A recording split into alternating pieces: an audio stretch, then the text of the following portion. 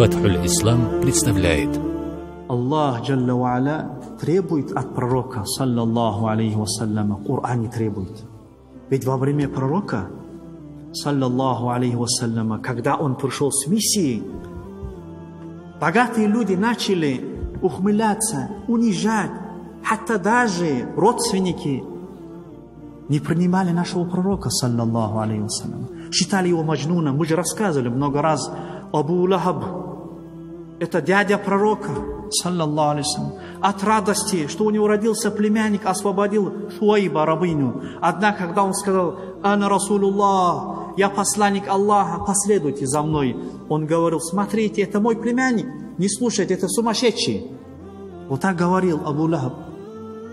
Вот такие люди были вокруг пророка, саллаллаху алейхи вассаляма. Когда к нему приходили богатые люди, он старался. Если один богатый, один кто-то, допустим, уважаемый человек примет ислам, не из-за его денег, не из-за дирхамов, не из-за его динаров, а именно, если один предводитель примет ислам, за ним последует очень много, очень большое внимание, старался им оказывать. Даже пророку, саллаллаху алейхи вассалям, Аллаху та'ala не спасалая. أعوذ بالله من الشيطان الرجيم واصبر نفسك مع الذين يدعون ربهم بالغداة والعشي يريدون وجهه ولا تعد عيناك عنهم. Ты прояви терпение, ты держи себя вместе с теми людьми, которые просят у Всевышнего Аллаха утром и вечером. يريدون وجهه, желая только его довольствие Аллаха. وَلَا تَعْدُ عَيْنَاكَ عَنْهُمْ, не отвращай свой взгляд от них.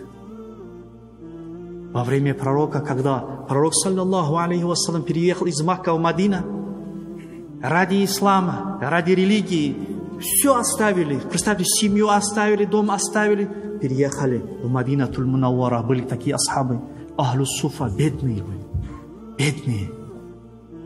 Вот вместе с такими людьми проявляй терпение. Будь с такими людьми, говорил Аллах Джалла ва Аля пророку, саллаллаху алейхи вассалям. Если бы кому разрешалось бы проявлять гордость, если кому разрешалось бы такими жестами показывать свое величие, разве не пророку, саллаллаху алейхи вассалям, это можно было? Нет. И пророк, саллаллаху алейхи вассалям, был горд, что он является нуждающимся человеком.